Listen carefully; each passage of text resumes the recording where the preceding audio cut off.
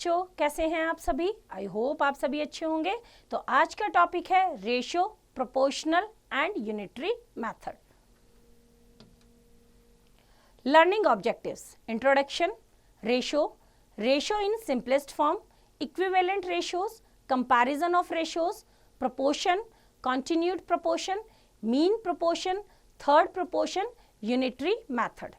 Now, introduction.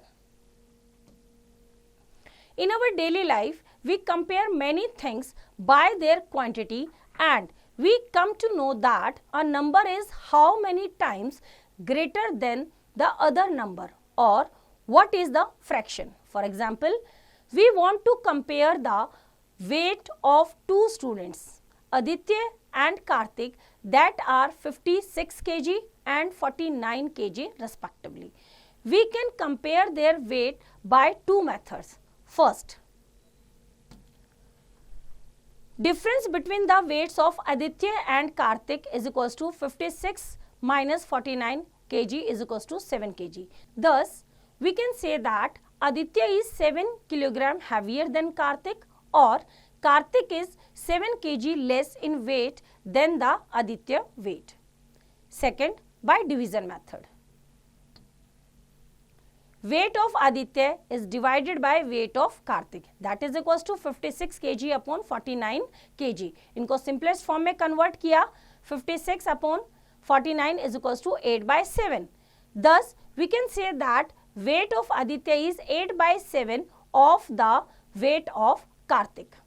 Thus, if we see that one thing is how much less or more in magnitude than the other thing, we compare it by difference method, and if we see that one quantity in terms of how many times less or more than other quantity, then we compare it by division method. When we compare two quantities of the same kind by division, we can say that we have formed a ratio of two quantities. Usually, to express the ratio, we use the symbol this. कौन सा symbol हम use करते हैं? ये वाला. कैसे है? Two dots. Right? Thus, we can say that ratio of the weight of Aditya to Karthik is 8:7. Now, ratio. The ratio of two quantities in the same unit is a fraction that one quantity is of the other. If the two numbers are A and B respectively, then ratio is A is to B. क्या होगा? A is to B. In these, A is known as first term or antecedent and B is known as second term और consequent. जो हमारा ए है वो क्या होगा?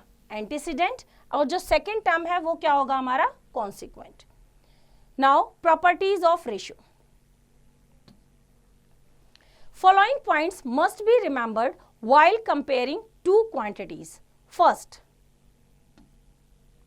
The ratio should be expressed in its simplest और lowest form. For example, 5 upon 10 is equals to 5 is divided by 5 upon 10 is divided by 5, that is equals to 1 upon 2, that is equals to 1:2. Second, both the quantities should be in the same unit. For example, 600 metre is to 6 kilometre. एक metre में है और एक किस में है? Kilometre में. तो हमें दोनों को सेम यूनिट में कन्वर्ट करना है. That is equals to 600 metre is to 6000 metre, because 1 kilometre is equals to 1000 metre. तो हमने 6 किलोमीटर को मल्टीप्लाई किया 1000 से. 600 अपॉन 6000, जीरो से जीरो कैंसिल, 6 1 जा 6 और 10, तो 1 upon 10 that is equals to 1:10. Now third, the order of the quantities of the ratio should be taken care of. For example, 3:5 and 5:3 are two different ratios. That means 3:5 is not equals to 5:3. हम order change नहीं कर सकते. Now next is no more. While finding the ratio between two quantities, any one quantity should not be 0. Any number with 0 cannot be expressed as ratio. It is not possible. Now next is ratio in simplest form. When the two terms of ratio have no common factor other than 1, we can say that the ratio is in its simplest form. Let us see the following examples. A. 20:25. हमारे पास क्या है? 20:25. That means 20 and 25. HCF लेंगे दोनों का तो क्या होगा? 5. 5 means दोनों 5 से डिवाइड हो जाएंगे. 5 4 जा 20 एंड 5 5 जा क्या होगा? 25. अब 4 और 5 दोनों ओनली 1 से डिवाइड हो रहे हैं ना, not other than any number. So ये क्या है इसका simplest form? 4:5. Now B part 48:72. Same वही लेंगे. 48 और 72 का HCF रहेगा 24. दैट मीन्स दोनों किससे डिवाइड हो रहे हैं? 24 से. इट बिकम्स 2/3 और 2/3 क्या है? 2:3. Simplest form. एग्जाम्पल करते हैं. Example 1. Find the ratio of the following. A. 4 meter to 75 centimeter. B. 50 पैसे to rupee 1.75. सॉल्यूशन करते हैं. Ratio of 4 metre to 75 centimetre. First of all हम क्या करेंगे? हम दोनों यूनिट्स को सेम करेंगे. मीटर एंड सेंटीमीटर है, दोनों को सेंटीमीटर में कन्वर्ट करेंगे. We know that 1 metre is equals to 100 centimetre. So 4 metre is equals to 400 centimetre. So it becomes 400 centimetre is to 75 centimetre.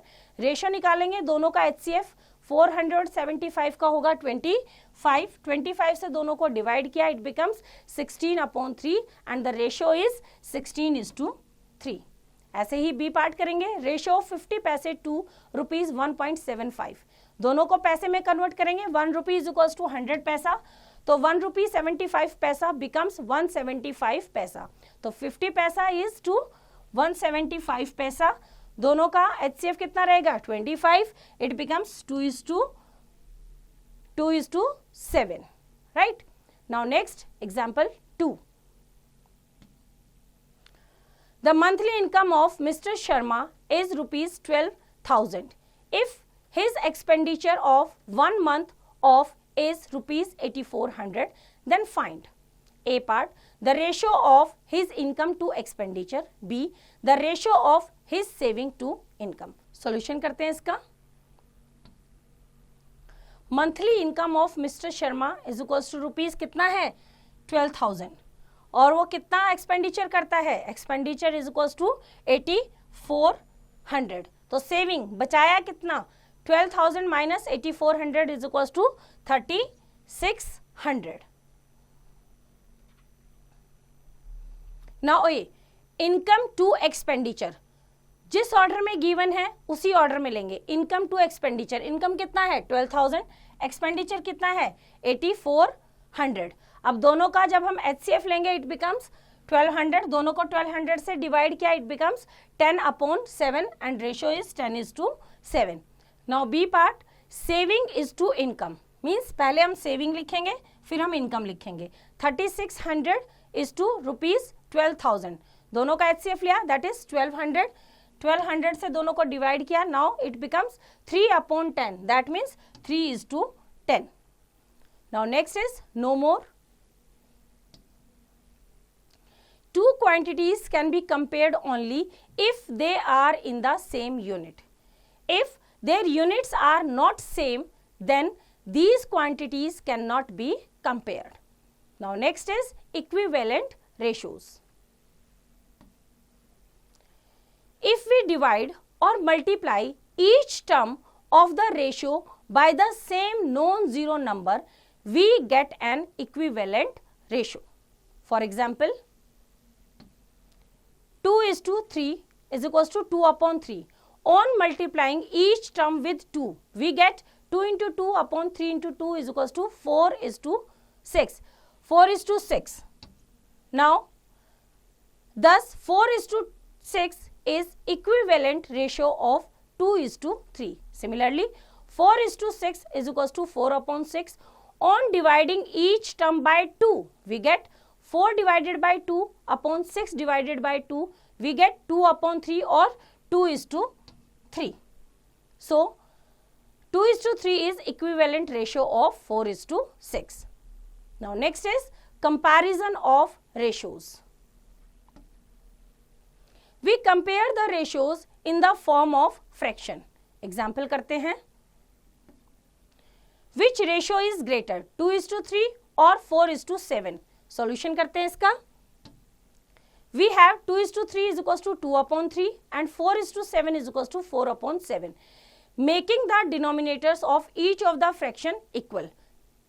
2/3 is equals to 2 into 7 upon 3 into 7.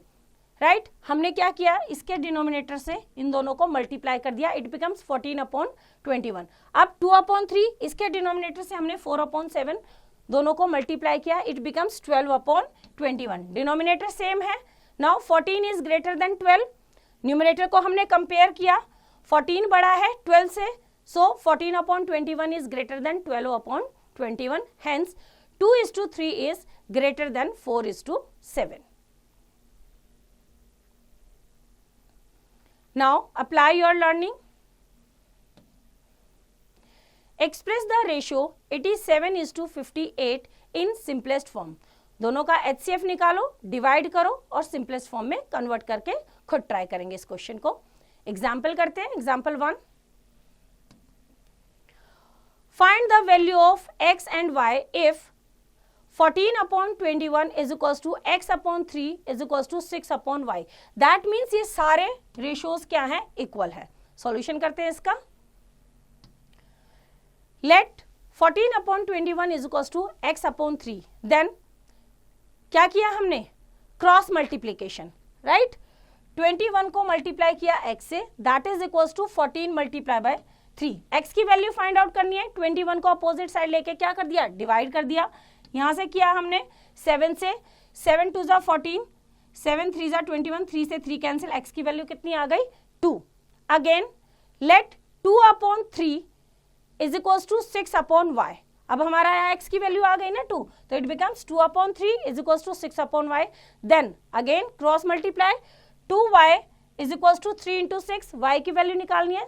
2 opposite side, 2 1 जा 2, 2 3 जा 6, 3 3 जा 9, y की value कितनी आई, 9. Hence 14/21 is equals to 2/3 is equals to 6/9.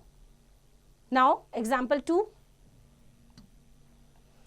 Divide ₹1200 among A, B and C in the ratio 2:3:5. Solution करते हैं. Total money कितनी है, total money is equals to 1200 rupees. हमें क्या गिवन है, रेशो, तो हम क्या कर लेंगे, sum of the ratio terms 2 + 3 + 5 is equals to 10. अब हमें सबका शेयर निकालना है. ए का शेयर निकालेंगे. टोटल 1200 को ए का शेयर कितना है रेशो में, 2, और टोटल कितना है 10, तो 2/10. कैंसिल किया, 0 से 0 कैंसिल, 12 2 जा 24, दैट इज 240 रुपीज. ऐसे ही बी का शेयर कितना है रेशो में, 3, और टोटल कितना है 10, तो 1200 into 3/10 is equals to, cancel करेंगे कितना आ जाएगा, 360 रुपीज. ऐसे ही सी का शेयर कितना है 5, तो 1200 मल्टीप्लाई बाय 5/10, 0 से 0 कैंसिल, 12 5 जा 60 रुपीज 600. तो इस तरह से बच्चों एक्सरसाइज आप खुद ट्राई करेंगे. Now next topic is proportion. The relation between two ratios which are equal are termed as proportion. So, equality of two ratios is called proportion. Example करते हैं. 8:12 is equals to 14:21. Both are in equal ratio. Such an equality of two ratios is called proportion. We express the proportion by the symbol this. ये ratio और एक और कर देंगे, it is called proportion. We can write the above statement as follows. Proportion में है तो कैसे लिखेंगे? 8:2 proportionate to 14:21. Generally, we can define the proportion as follows. Four numbers A, B, C and D are said to be in proportion if first two and last two numbers are in equal ratio. Hence, A:B is equals to C:D. It is clear that there are four terms in proportion which are respectively known as first, second, third and fourth term of their proportion. The first and fourth terms are called the extreme terms or extremes, and the second and third term are called the middle terms or means. When the number are in proportion, then first term multiplied by fourth term is equals to second term multiplied by third term. Product of extremes is equals to product of means. अगर हमें find out करना है कि दो ratios या given ratios हमारे proportion में है या नहीं है, तो product of extremes, extremes means first और फोर्थ टर्म का multiplication is equals to product of means, means means second and third term का प्रोडक्ट. एग्जाम्पल करते हैं. Example 1, which of the following are in proportion. Solution करते हैं. First है हमारा 24, 32, 12 and 16. Product of extreme terms, extreme means 24 into 16, that is equals to 384. Product of middle terms 32 into 12, that is equals to 384. दोनों क्या है? Equal है. We know product of extreme terms is equals to product of middle terms. So 384 is equals to 384. Thus 24, 32, 12, 16 are in proportion. ऐसे ही second वाला करते हैं. Product of extreme terms क्या है? 30 into 50, that is equals to 1500.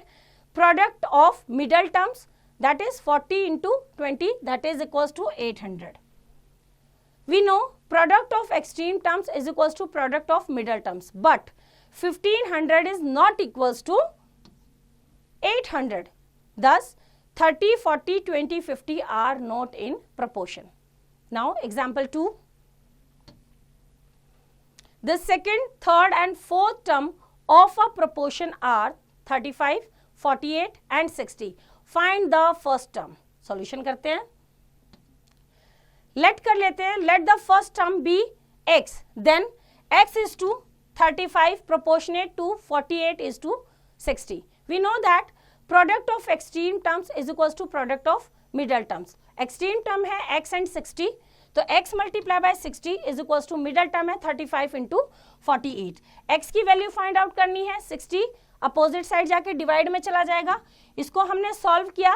x is equals to 7 multiply by 4, that is equals to 28. Hence the first term of proportion is 28. Now next is continued proportion. Three numbers A, B and C are said to be in continued proportion if A, B, B, C are in proportion. Then A is to B proportionate to B is to C. Or you can say A multiplied by C is equals to B into B, that is equals to B square is equals to AC. Now next is mean proportion. When three terms A, B and C are in continued proportion, then B is called the mean proportion of A and C. A upon B is equals to B upon C, that is equals to B square is equals to AC. Now next is third proportion. When three terms A, B and C are in continued proportion, then C is called the third proportion. For example, the third proportion of 5 and 10 will be 10 square is equals to 5 into C. ये हमारा क्या है? अभी हमने देखा B square is equals to AC, तो 10 square is equals to 5 into C. C की value निकालनी है 100 upon 5, that is equals to 20. Example करते हैं. Example 1. Find the mean proportion between 9 and 16. Solution करते हैं. Let x be the middle proportion of 9 and 16. Then 9 is to x proportionate to x is to 16 और x into x is equals to 9 into 16. Middle term is equals to extreme terms, right? X square is equals to 9 into 16 is 144. 144 है, x की value निकालना है, square हटाएंगे तो under root 144 और 144 किसका square है? 12 का, तो स्क्वायर रूट क्या हुआ? 12. x की वैल्यू कितनी आई? 12. Hence the middle proportion between 9 and 16 is 12. Now example 2. If 25, 35 and x are in continued proportion, then find the value of x. Solution करते हैं. Same ऐसे ही करेंगे. If 25, 35 and x are in continued proportion, then 25 is to 35 proportionate to 35 is to x. Now 25 into x is equals to 35 into 35. x की value निकालेंगे. Opposite side जाके 25 क्या हो जाएगा? डिवाइड. नाउ सॉल्व करेंगे. x is equals to 7 into 7, that is equals to 49. x की value कितनी आई? 49. Example 3. The ratio of length and width of a rectangular room is 5:4. If the length of a room is 15 meters, then find its width. Solution करते हैं इसका. हमें क्या given है? हमें length और विड्थ का रेशो गिवन है और रूम की लेंथ गिवन है, हमें विड्थ निकालनी है. तो लेट कर लेते हैं. Let the width of the room is equals to x metre.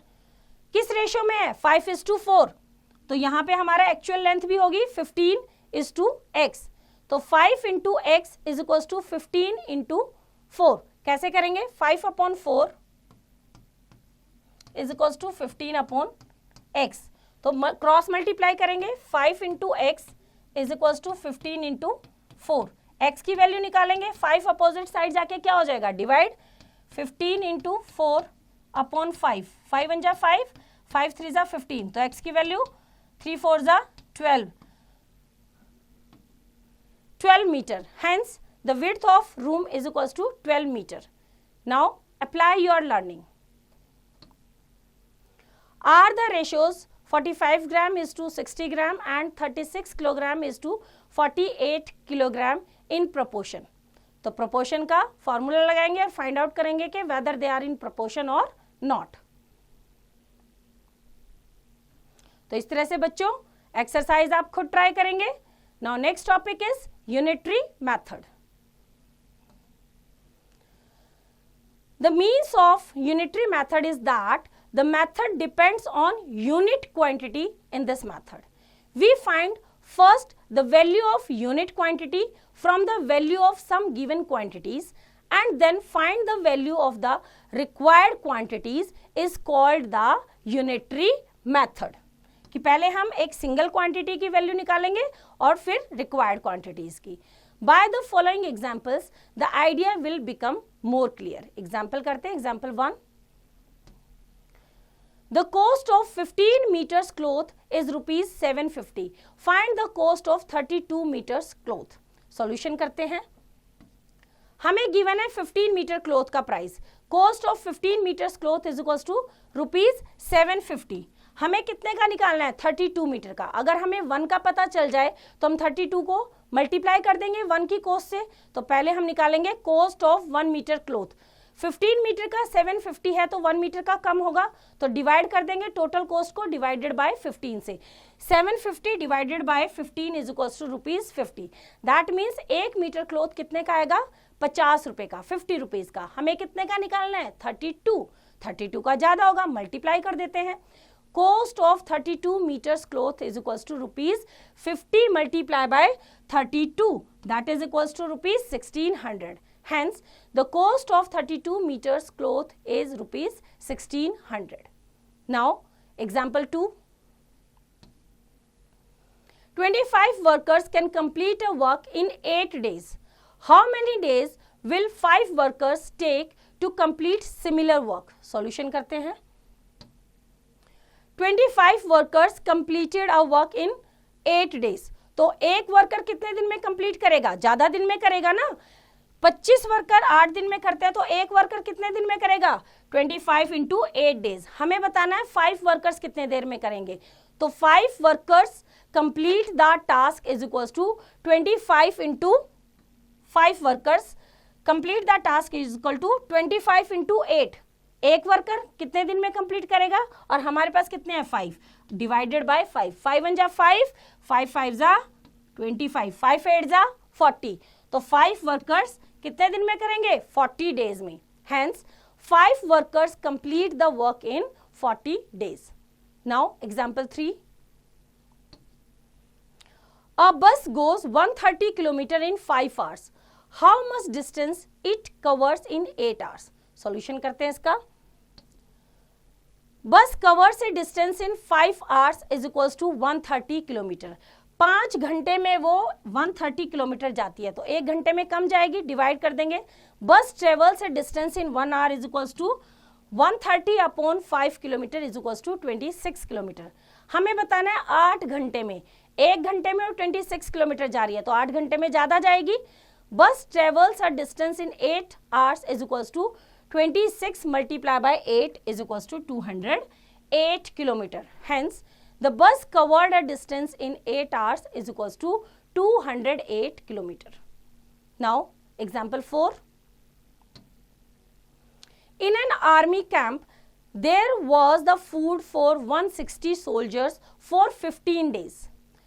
However, 40 soldiers more joined the camp.